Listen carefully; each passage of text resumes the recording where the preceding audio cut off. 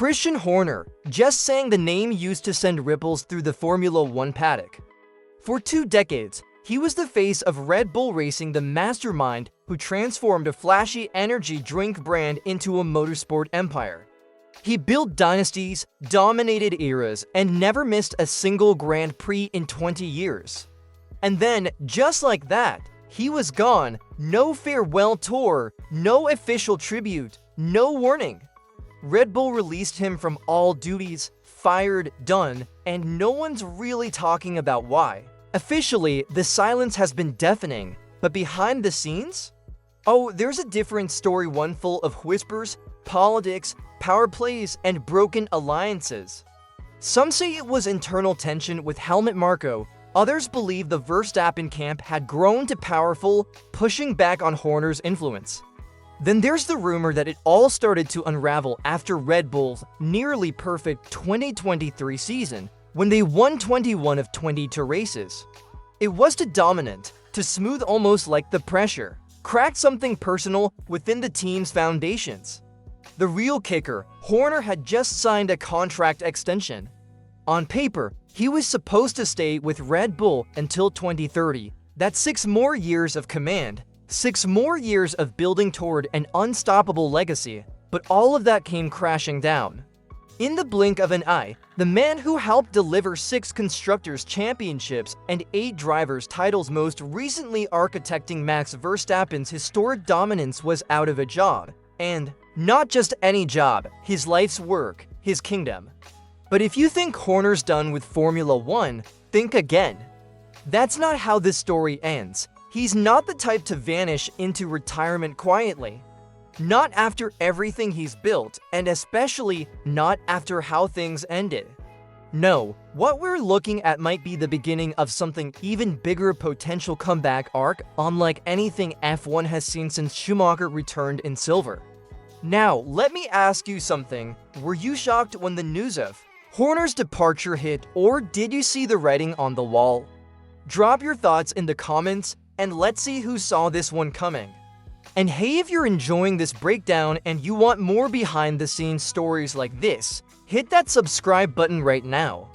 We're on the road to 1,000 subscribers, and every click helps bring you deeper into the world of Formula One. Turn on notifications too, so you don't miss what comes next, because trust me, this story is just getting warmed up. So, here's where things get even more intriguing. Christian Horner might be out at Red Bull, but he's far from powerless.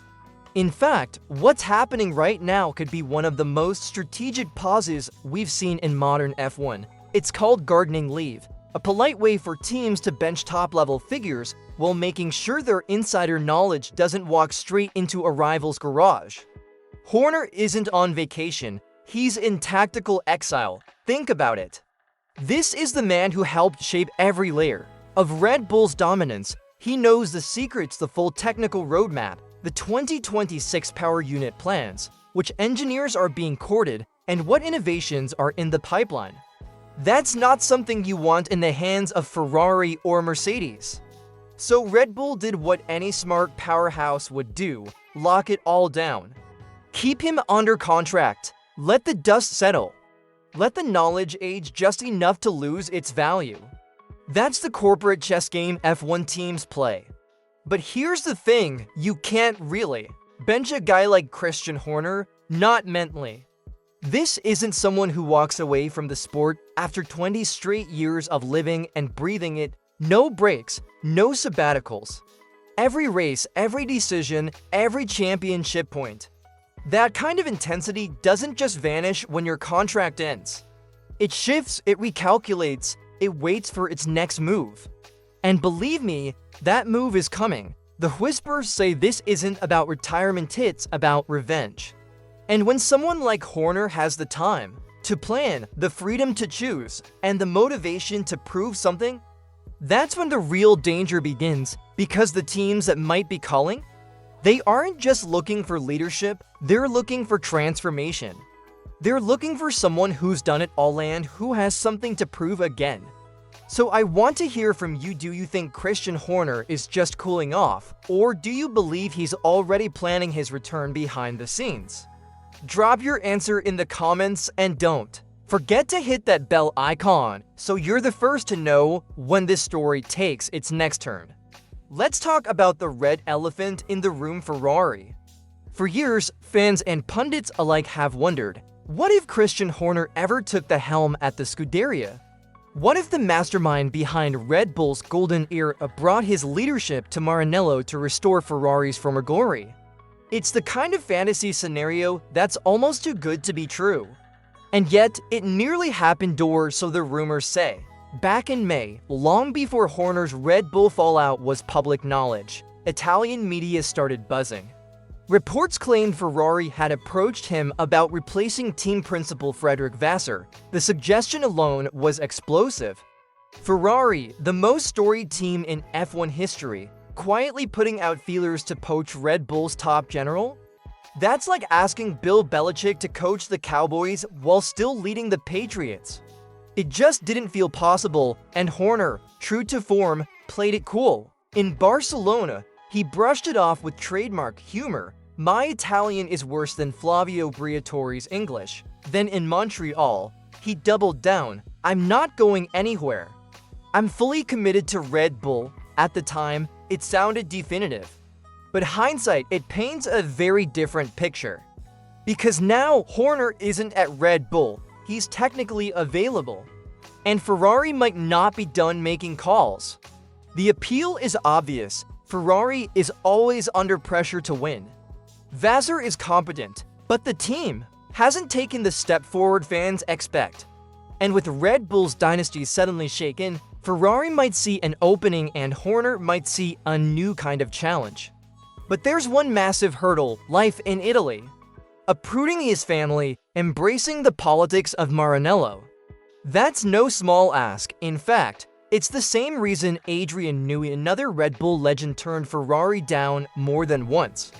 The cost of relocation, the lifestyle shift, it all adds up. So the question becomes, does Horner want the dream job bad enough to make that leap? Or is there a better fit, closer to home, that offers the same chance at redemption? Let's make this interactive. Would you want to see Christian Horner take charge of Ferrari? Yes or no? Leave your vote in the comments. And if you're still watching, give this video a like so we can keep pushing this story to every F1 fan who needs to hear it. Here's where things start to feel like a movie script. Ferrari might be the glamorous option, but the more realistic, more personal, and arguably more dangerous move, Alpine. And trust me, this one makes a whole lot more sense once you connect the dots. Let's break it down. Alpine has been in absolute chaos since Otmar Szafnauer left last year. Leadership turnover, inconsistent performance, no real vision. Then, in a desperate bid to steady the ship, they brought back a name from Formula One's wildest chapters, Flavio Briatore. Yes, that Flavio, the same man once exiled from the sport after Crashgate, now acting as Alpine's executive consultant behind the scenes. He's bold, controversial, and, whether you like him or not, a power broker. Enter Christian Horner. He and Briatore go way back, old paddock allies from a different era of F1 politics, when deals were made face-to-face and reputations were forged in the shadows.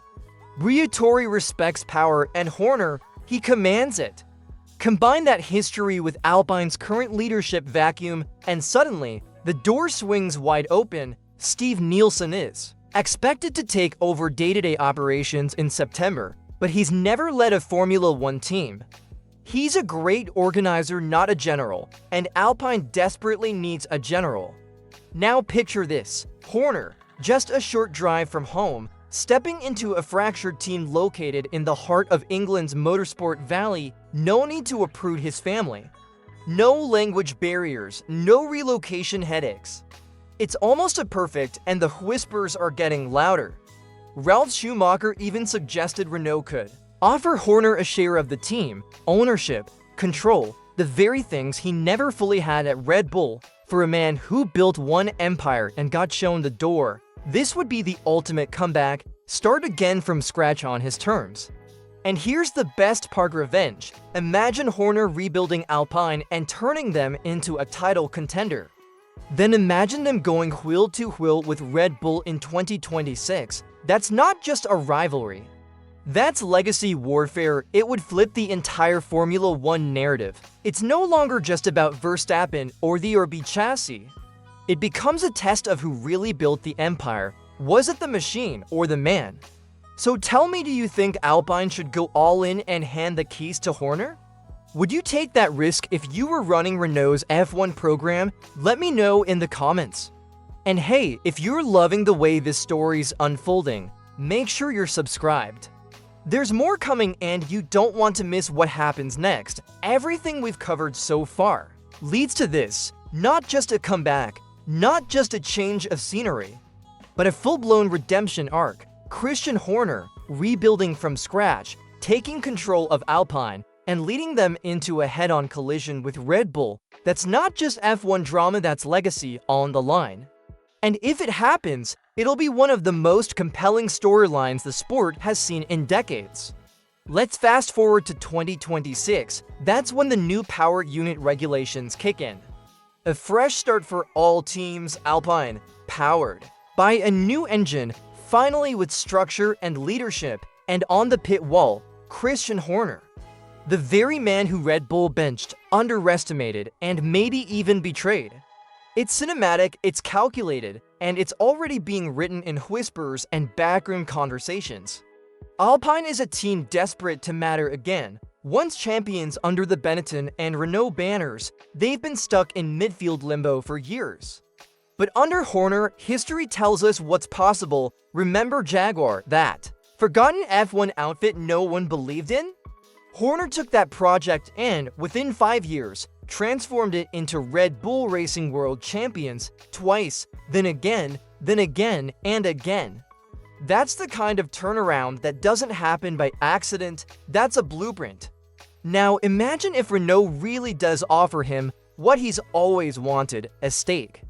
Real power, the ability to build, hire, direct, and execute without compromise. That's a completely different level of motivation. This wouldn't just be about winning races. It would be about proving he was never just a piece of Red Bull's success, he was the reason for it. And Red Bull knows it. They're watching this closely. Because if Horner lands at Alpine and that team starts climbing up the grid, suddenly every trophy Red Bull wins is followed by a question, but what if Horner had been there? It forces fans, analysts, and even rivals to reevaluate what really made Red Bull great. Was it the car, was it Max, or was it the man they let go? Ferrari might still hover in the background like a red ghost. There's always a chance John Elkann takes one last shot at bringing Horner to Maranello. But Alpine offers something Ferrari never can: proximity, ownership, and freedom. No rigid legacy to protect, just a blank slate and an invitation to build. And this is why the next few months matter. Horner's next move might take time: gardening leave, internal politics, strategic waiting. But the clock is ticking. When the lights go out in 2026, the grid might look very different. And if Alpine and Red Bull are fighting for position, you already know what everyone will be watching. The pit walls, the strategy calls, the leadership under pressure. So now I'm turning it over to you when that moment comes. When Alpine lines up against Red Bull on race day, who will you be rooting for? Will you side with the established dynasty or the rebel building a new one? Let us know in the comments. This isn't just F1, it's chess, and Red Bull made their move. Now it's Horner's turn. And if you want to follow this story all the way to lights out in 2026, do one simple thing: subscribe to the channel. Help us hit that 1,000 subscriber mark. Like the video if this gave you chills, and join the conversation that's going to dominate paddock talk for seasons to come.